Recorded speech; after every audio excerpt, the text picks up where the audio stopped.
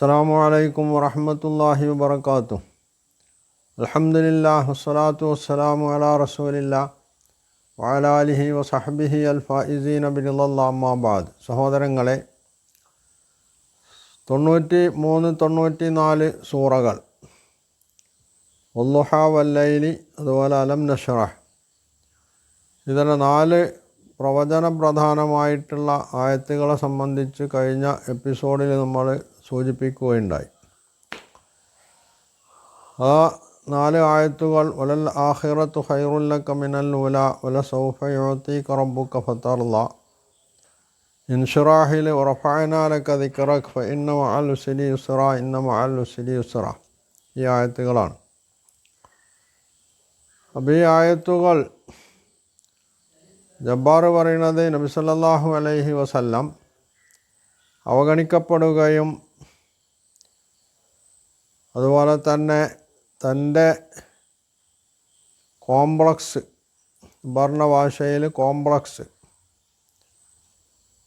താൻ അവഗണിക്കപ്പെടുകയാണ്, ദരിദ്രനാണ്, അനാഥനായിട്ടാണ് വളർന്നത് എന്നൊക്കെയുള്ള രീതിയിലുള്ള നബി സല്ലല്ലാഹു അലൈഹി വസല്ലമയുടെ കോംപ്ലക്സ് എന്നാണ്.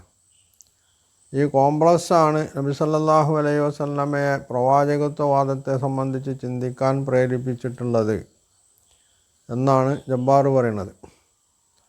ജബ്ബാർ എന്ത് തന്നെ ആയാലും നബി സല്ലല്ലാഹു അലൈഹി വസല്ലമയിൽ ഒരു ഗുണവും കാണാൻ കൂട്ടാക്കാത്ത, എന്നാൽ എല്ലാവിധ ദോഷങ്ങളുടെയും പാവങ്ങളുടെയും കേന്ദ്രമായിട്ട് മാത്രം കാണുന്ന ഒരു മാനസിക രോഗം ജബ്ബാറിനുണ്ട്.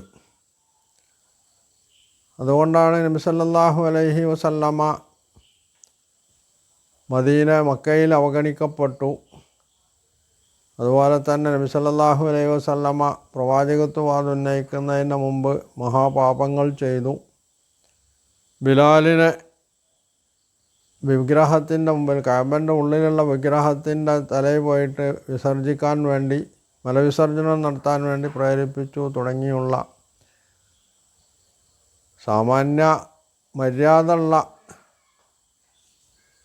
ഒരു മനുഷ്യനും പറയാൻ കൂട്ടാക്കാത്ത വിധത്തിലുള്ള, ആ കാലഘട്ടത്തിലെ നബി സല്ലല്ലാഹു അലൈഹി വസല്ലമയുടെ ശത്രുക്കൾ പോലും നബിയെ സംബന്ധിച്ച് ഉന്നയിച്ചിട്ടില്ലാത്ത അത്രക്ക് വഷളായിട്ടുള്ള ദുരാരോപണങ്ങളുമായിട്ട് ജബ്ബാർ മുമ്പോട്ട് വന്നിട്ടുള്ളത്.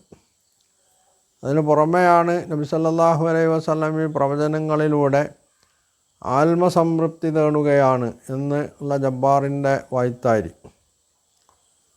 എന്നാൽ ഈ പ്രവചനങ്ങൾ സംബന്ധിച്ച് സത്യസന്ധമായി പരിശോധിക്കുന്ന ഒരാൾക്ക് കണ്ടെത്താൻ കഴിയുന്ന കാര്യം എന്താണ്? ആദ്യത്തേത് വലൽ ആഖിറത്തു ഖൈറുൽ ലക മിനൽ ഊലാ. ഇത് പരലോകത്ത് കിട്ടാൻ പോകുന്നതാണോ ഈ ലോകത്തിൽ ലഭിക്കാൻ പോകുന്നതാണോ എന്നത് സംബന്ധിച്ച് പണ്ഡിതന്മാർക്ക് അഭിപ്രായ വ്യത്യാസമുണ്ട്. അതിൽ നമ്മൾ പരലോകത്തേക്ക് മാറ്റിവെക്കുക, കാരണം അത് വരാൻ പോകുന്നതാണ്. അതെവിടെ വെച്ച് ഉണ്ടോ ഇല്ല എന്ന് ചർച്ച ചെയ്തിട്ട് തീരുമാനിക്കാൻ കഴിയില്ല. എന്നാൽ ഈ ലോകത്ത് നബി സല്ലല്ലാഹു അലൈഹി വസല്ലമക്ക് ഈ പ്രവചനവുമായി ബന്ധപ്പെട്ട് വല്ല പുലർച്ചയും സംഭവിച്ചിട്ടുണ്ടോ എന്ന് പരിശോധിച്ചാൽ കാണാൻ കഴിയുന്ന സംഗതി എന്താണ്? മക്ക ജീവിതത്തിലെ 13 വർഷത്തിൽ 3 വർഷം സ്വകാര്യമായിട്ടുള്ള പ്രബോധനമായിട്ട് കഴിഞ്ഞു. ബാക്കി 10 വർഷമാണുള്ളത്. ഈ 10 വർഷത്തിലെ തുടക്കത്തിലാണ് ഈ സൂറത്തുകൾ, ഇതുപോലുള്ള സൂറത്തുകൾ അവതരിക്കുന്നത്. അവിടെയാണ് നബി സല്ലല്ലാഹു അലൈഹി വസല്ലം അനുഭവിച്ചിട്ടുള്ള മർദ്ദനങ്ങൾ, പീഡനങ്ങൾ, പരിഹാസങ്ങൾ തുടങ്ങിയുള്ള സംഗതികൾ, ജബ്ബാറിൻ്റെ ഭാഷയെ പറഞ്ഞാൽ അവഗണന, അത് നബി സല്ലല്ലാഹു അലൈഹി വസല്ലം അനുഭവിക്കുന്നത് എന്ന് പറഞ്ഞാൽ ഭാവി തീർത്തും ഇരുളടഞ്ഞ ഒരു ഘട്ടം. ഈ ഘട്ടത്തിൽ വളരെ കുറച്ച് പേരെ നബി സല്ലല്ലാഹു അലൈഹി വസല്ലമയുടെ കൂടെയുള്ളൂ. ഭാര്യ ഖദീജ റളിയല്ലാഹു അൻഹ, അബൂബക്കർ സിദ്ദീഖ് റളിയല്ലാഹു അൻഹു, പിതൃവ്യപുത്രൻ അലി റളിയല്ലാഹു അൻഹു, പിന്നെ കുറച്ച് ചെറുപ്പക്കാരായിട്ടുള്ള ആളുകളും. അവിടുന്ന് അങ്ങോട്ട് നബി സല്ലല്ലാഹു അലൈഹി വസല്ലമയുടെ ഈ 10 വർഷം, മക്കയിലെ 10 വർഷ കാലത്തെ ജീവിതത്തിൽ നബി സല്ലല്ലാഹു അലൈഹി വസല്ലമയുടെ ക്ഷണം സ്വീകരിച്ചുകൊണ്ട് ആരെങ്കിലും ഇസ്ലാം സ്വീകരിച്ചുവോ ഇല്ലേ? ഇത് പരിശോധിച്ചാൽ കാണാൻ കഴിയുന്ന കാര്യം, ഈ സൂറത്തുകൾ അവതരിച്ചതിന് ശേഷമാണ് മക്കയിലെ പ്രബലന്മാരായിട്ടുള്ള 2 പേർ, ഖുറൈശികളുടെ കൂട്ടത്തിൽ മറ്റുള്ളവർക്ക് പോലും പേടി തോന്നാവുന്ന, ഭയം ജനിപ്പിക്കാവുന്ന, നേരിടാൻ ഒരു മറ്റുള്ളവർക്ക് കെൽപ്പില്ലാത്ത വിധം ശക്തരായിട്ടുള്ള 2 മഹാന്മാർ, ഒന്ന് നബി സല്ലല്ലാഹു അലൈഹി വസല്ലമയുടെ പിതൃവനായിട്ടുള്ള ഹംസ റളിയല്ലാഹു അൻഹുവും, മറ്റൊന്ന് നബി സല്ലല്ലാഹു അലൈഹി വസല്ലമയെ കൊല്ലാൻ വാളുമായിട്ട് ഇറങ്ങി തിരിച്ച ഉമർ റളിയല്ലാഹു അൻഹുവാണ്. അതിനെ തുടർന്ന് പിന്നെ പല ഭാഗത്തു നിന്നും ആളുകൾ ഇസ്ലാമിലേക്ക് ഒറ്റയും തെറ്റയായിട്ട് വന്നുകൊണ്ടിരിക്കുന്നുണ്ട്. എന്തായിരുന്നാലും ഈ കാലഘട്ടത്തിൽ, ഈ 10 വർഷക്കാലത്തിൽ നബി സല്ലല്ലാഹു അലൈഹി വസല്ലമയിൽ വിശ്വാസം അർപ്പിച്ചിട്ടുള്ള ഒരു മനുഷ്യനും പിന്തിരിഞ്ഞു പോയിട്ടില്ല. ഈ മർദ്ദനങ്ങളും പീഡനങ്ങളും ഒക്കെ ഉണ്ടായിട്ടും അവരതിൽ ഉറച്ചു നിൽക്കുകയാണ് ചെയ്തിട്ടുള്ളത്. ചിലർ എത്യോപ്യയിലേക്ക് ഹിജറ പോയിരുന്നു, അഭയം തേടിപ്പോയിരുന്നു എന്നുള്ളത് ശരിയാണ്. അത് മാറ്റി നിർത്തിയാൽ മക്കയിലുള്ള ആളുകൾ പിന്നെയും കൂടിക്കൊണ്ടിരിക്കുകയാണ് ചെയ്തിട്ടുള്ളത്. 3 വർഷക്കാലം നബി സല്ലല്ലാഹു അലൈഹി വസല്ലമയെയും കൂടുള്ള ആളുകളെയും ഷുഐബ് അബി താലിബിൽ ഉപരോധത്തിൽ വിട്ടിട്ട് അതിൽ നിന്ന് പോലും ഒരു കുട്ടിയും പിന്തിരിയാൻ കൂട്ടാക്കിയിട്ടില്ല. അവർ സാധാരണ ഭക്ഷണത്തിന് പകരം അവർ പുല്ലുകൾ അല്ലെങ്കിൽ ഇലകൾ, ചെടികളുടെ ഇലകൾ വരെ പറിച്ചു തിന്നിരുന്നു എന്നാണ് ചരിത്രം രേഖപ്പെടുത്തിയിട്ടുള്ളത്. അവസാനം ശത്രുക്കൾ തന്നെ നിർബന്ധിതരാവുകയാണ് ആ ഉപരോധം ഒഴിവാക്കാൻ. തുടർന്ന് അങ്ങോട്ട് നബി സല്ലല്ലാഹു അലൈഹി വസല്ലമ കിട്ടിയിട്ടുള്ള നേട്ടം എന്താണ്? മദീനയിലേക്ക് ഹിജറ പോവാൻ നബി സല്ലല്ലാഹു അലൈഹി വസല്ലമക്ക് പ്രേരകമായിട്ടുള്ളത് പോലും മദീനയിലുള്ള ആളുകൾ നബി സല്ലല്ലാഹു അലൈഹി വസല്ലമയെ അംഗീകരിച്ചുകൊണ്ട് അവിടേക്ക് ക്ഷണിച്ചു എന്നുള്ളതാണ്. മക്കയിൽ ഈ മർദ്ദന പീഡനങ്ങൾ അനുഭവിച്ചുകൊണ്ട് താങ്കൾ ഇവിടെ നിൽക്കേണ്ടതില്ല, മദീനയിൽ താങ്കൾക്ക് വേണ്ട എല്ലാവിധ സംരക്ഷണവും ഞങ്ങൾ നൽകാം എന്നാണ് അവർ ഏറ്റിട്ടുള്ളത്. അങ്ങനെയാണ് അവർ നബി സല്ലല്ലാഹു അലൈഹി വസല്ലമയെ മദീനയിലേക്ക് ക്ഷണിക്കുകയും നബി സല്ലല്ലാഹു അലൈഹി വസല്ലം മദീനയിലേക്ക് പോവുകയും ചെയ്യുന്നത്. ഇത് നബി സല്ലല്ലാഹു അലൈഹി വസല്ലമക്ക് കൈവന്നിട്ടുള്ളൊരു നേട്ടമാണ്. സ്വന്തം രാജ്യത്ത് അവഗണിക്കപ്പെട്ടു എന്ന് ജബ്ബാർ പറയുന്ന ആ അവഗണനയും മർദ്ദനവും ഒക്കെ ഉള്ളപ്പോൾ വിദേശത്തുള്ള ഒരു കൂട്ടർ വന്നിട്ടാണ് നബി സല്ലല്ലാഹു അലൈഹി വസല്ലമയെ അങ്ങോട്ട് ക്ഷണിക്കണം. അതിന് കാരണം എന്തായിരുന്നു?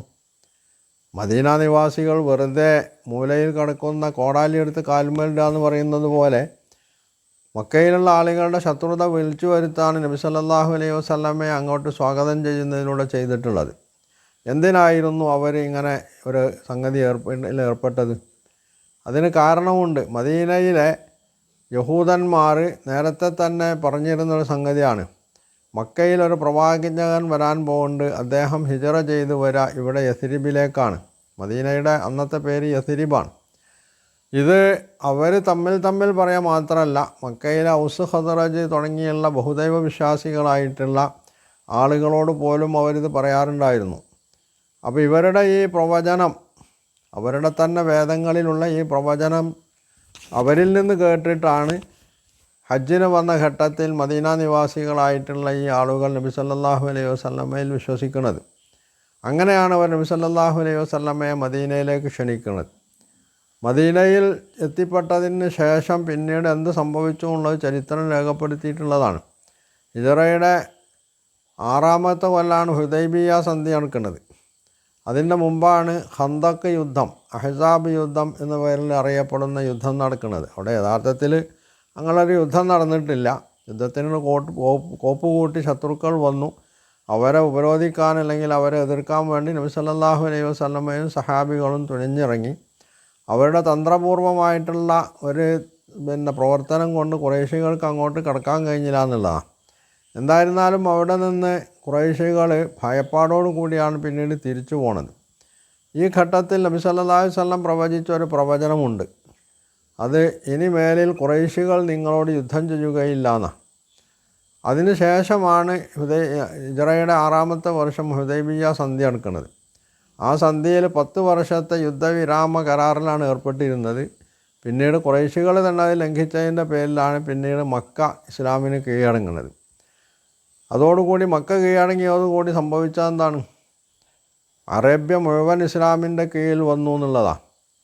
അപ്പോൾ വലല്ലാഹിറത്തു ഖൈറും വ അബഖ എന്നത് നബി സല്ലല്ലാഹു അലൈഹി വസല്ലമയുടെ ജീവിതകാലത്ത് പുലർന്നിട്ടുള്ള ചരിത്രത്തിൽ തങ്കലിപികളാൽ രേഖപ്പെടുത്തപ്പെട്ടിട്ടുള്ള ഒരു പ്രവചനമാണ്. ഇത് പുലർന്നിട്ടില്ല എന്ന് ജബ്ബാറിനെ പോലുള്ള നിഷേധികളായിട്ടുള്ള യുക്തിവാദികളായിട്ടുള്ള ആളുകൾക്ക് പോലും ഒരിക്കലും പറയാൻ കഴിയില്ല. കാരണം ചരിത്രത്തിൽ രേഖപ്പെട്ടിട്ടുള്ള ഒരു സംഗതിയാണ്. അല്ലെങ്കിൽ പിന്നെ ചരിത്രം തന്നെ നിഷേധിക്കേണ്ടി വരും. അത്രമാത്രമുള്ള യുക്തിവാദം അവർക്കുണ്ടോയെന്ന് നമുക്ക് പറയാൻ കഴിയില്ല. അവർ നിഷേധിച്ചുകൂടായൊന്നുമില്ല. എന്തായിരുന്നാലും ഇത് മക്കയിലെ ഈ അവഗണനയുടെ മർദ്ദന പർവ്വത്തിൻ്റെ ഈ ഒരു ഘട്ടത്തെക്കാൾ നബി സല്ലല്ലാഹു അലൈഹി വസല്ലമക്ക് അറബി ലോകത്ത് മുഴുവൻ പ്രശസ്തിയും അതുപോലെ തന്നെ സ്വീകാര്യതയും നേടിക്കൊടുത്തിട്ടുള്ളൊരു സംഗതിയാണ്. അതിന് പുറമെയാണ് കഅബ എന്ന് പറയുന്ന ഇതുവരെ പിന്നെ മുശ്രിക്കുകൾ കൊണ്ടു നടന്നിരുന്ന ശത്രുക്കൾ കൊണ്ടു നടന്നിരുന്ന ആ ഒരു ഇബ്രാഹിം നബി അലൈഹി സ്വലാം നിർമ്മിച്ചതും അള്ളാഹുവിൻ്റെ ഏകത്വത്തിൻ്റെ പേരിൽ നിർമ്മിച്ചതുമായിട്ടുള്ള കഅബ അത് നബി സല്ലല്ലാഹു അലൈഹി വസല്ലമയുടെ കീഴിൽ വരുന്നു. അവിടെ നിന്ന് വിഗ്രഹങ്ങളെ മുഴുവൻ എടുത്തു മാറ്റാൻ നബി സല്ലല്ലാഹു അലൈഹി വസല്ലമക്ക് കഴിയുന്നു. അങ്ങനെ അത് തൗഹീദിലേക്ക് തന്നെ തൗഹീദിൻ്റെ ആശയത്തിലേക്ക് തന്നെ തിരിച്ചു കൊണ്ടുവരാൻ നബി സല്ലല്ലാഹു അലൈഹി വസല്ലമക്ക് കഴിയുന്നു എന്നുള്ളത്. ഇത് നബി സല്ലല്ലാഹു അലൈഹി വസല്ലം നേടിയിട്ടുള്ള വലിയൊരു വിജയമാണെന്നുള്ളതിൽ ഒരു തർക്കവുമില്ല. അതിനൊക്കെ മുമ്പാണ് മക്കയിലെ ജീവിതത്തിലാണ് പേർഷ്യ റോമ സാമ്രാജ്യങ്ങൾ തമ്മിലുള്ള യുദ്ധത്തിൽ റോമ പരാജയപ്പെട്ടതിനെ സംബന്ധിച്ചുള്ള ഒരു പ്രവചനം വരുന്നത്. ഇപ്പോൾ റോമ പരാജയപ്പെട്ടിട്ടുണ്ടെങ്കിലും ഏതാനും കൊല്ലങ്ങൾക്കുള്ളിൽ റോമ വിജയിക്കും, പേർഷ്യയെ പരാജയപ്പെടുത്തും എന്നുള്ള നിലക്ക് അലിഫ് ലാം മീം ഒലിബത്തി റൂമു ഫി അദിനൽ അർളി വഹും മിൻ ബഅദി ഗലബിഹിം സയഗ്ലിബൂൻ. അപ്പോൾ ഇങ്ങനെ ഒരു മനുഷ്യൻ്റെ അവസ്ഥയിൽ നിന്നുകൊണ്ട് പ്രവചിക്കാൻ പറ്റാത്ത ഇത്തരത്തിലുള്ള പ്രവചനങ്ങളൊക്കെ നബി സല്ലല്ലാഹു അലൈഹി വസല്ലമയുടെ കാലഘട്ടത്തിൽ പുലർന്നു എന്ന് മാത്രമല്ല, അത് 100% നബി അനുഭവിച്ചുകൊണ്ടാണ് മുമ്പോട്ട് പോയിട്ടുള്ളത്. ഇത് മറച്ചു വെച്ചുകൊണ്ട് വേണം യഥാർത്ഥത്തിൽ ജബ്ബാറിനെ പോലുള്ള ആളുകൾക്ക് ഇത് നബി സല്ലല്ലാഹു അലൈഹി വസല്ലം സ്വയം ആശ്വാസം കണ്ടെത്തുകയായിരുന്നു എന്ന് പറയണമെങ്കിൽ. അതിൻ്റെ തന്നെ ഭാഗമാണ് വലസൗഫ യുഅ്തീക റബ്ബുക ഫതർളാ എന്നുള്ളത്.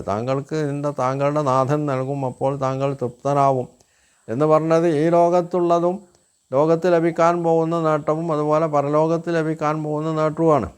അതിൽ ഈ ലോകത്ത് ലഭിച്ചിട്ടുള്ള ഈ നേട്ടത്തിൽ നബി സല്ലല്ലാഹു അലൈഹി വസല്ലമ പൂർണ്ണ സംതൃപ്തനായിക്കൊണ്ട് തന്നെയാണ് ഇവിടെ നിന്ന് യാത്ര പോയിട്ടുള്ളത്. അതായത് ഈ ലോകത്തോട് വിട പറഞ്ഞിട്ടുള്ളത് എന്നുള്ളതാണ്. അവസാനത്തെ നബി സല്ലല്ലാഹു അലൈഹി വസല്ലമയുടെ ഹജ്ജത്തുൽ വിദാ അവിടുത്തെ പ്രസംഗത്തിൽ നബി സല്ലല്ലാഹു അലൈഹി വസല്ലമ അവിടെ കൂടിയിരുന്ന ലക്ഷത്തിൽ പരം വരുന്ന ആളുകളെ സാക്ഷി അവരോട് ചോദിക്കണം എന്താണ്, അലാഹൽ ബല്ലഗത്തു, ഞാൻ എൻ്റെ ഈ ദൗത്യം നിങ്ങൾക്ക് എത്തിച്ചു എന്നോന്നാ. അപ്പോൾ അവരെല്ലാവരും ഒറ്റ സ്വരത്തിൽ പറയുന്നത് അത് ബല്ലഗത്ത വദ്ദൈത, താങ്കളുടെ ദൗത്യം നിർവഹിച്ചു, താങ്കൾ ഏൽപ്പിക്കപ്പെട്ട ദൂത് ഞങ്ങൾക്ക് എത്തിച്ചു എന്നാ. അപ്പോൾ ഇങ്ങനെയുള്ളൊരു സംതൃപ്തിയോടുകൂടിയാണ് നബി സല്ലല്ലാഹു അലൈഹി വസല്ലമ ഈ ലോകത്തോട് യാത്ര വരുന്നത്. അപ്പോൾ ഈ രണ്ട് ആയത്തിലും പറഞ്ഞ വലല്ലാഹിറത്തു ഖൈറുൽ ലക മിനൽ ഊലാ വലസൗഫ യുഅ്തീക റബ്ബുക ഫതർളാ എന്നുള്ളത് അവിടെ പുലരുകയാണ് ചെയ്തിട്ടുള്ളത് എന്ന് ഏതൊരു ചരിത്ര വിദ്യാർത്ഥിക്കും മനസ്സിലാക്കാൻ കഴിയും. പക്ഷേ ജബ്ബാറിനെ പോലുള്ള യുക്തിവാദികൾക്ക് അത് അംഗീകരിക്കാൻ കഴിയില്ല. കാരണം അവർ വാദവുമായി നടക്കുക മാത്രമാണ് ചെയ്യുന്നത്. വസ്തുതയായിട്ട് അവർക്കൊരു ബന്ധവുമില്ല. വസ്തുത യാഥാർത്ഥ്യങ്ങൾ അംഗീകരിക്കുക എന്നുള്ളത്, അത് അന്വേഷിച്ച് കണ്ടെത്തുക എന്നുള്ളത് അവരുടെ ജനിതകയിലൊന്നും ഇല്ലാത്തൊരു സംഗതിയാണ്. അതുകൊണ്ട് അവരെ ആ നിലയ്ക്ക് തന്നെ വിടുകയായിരിക്കും നമുക്ക് നന്നാവുക.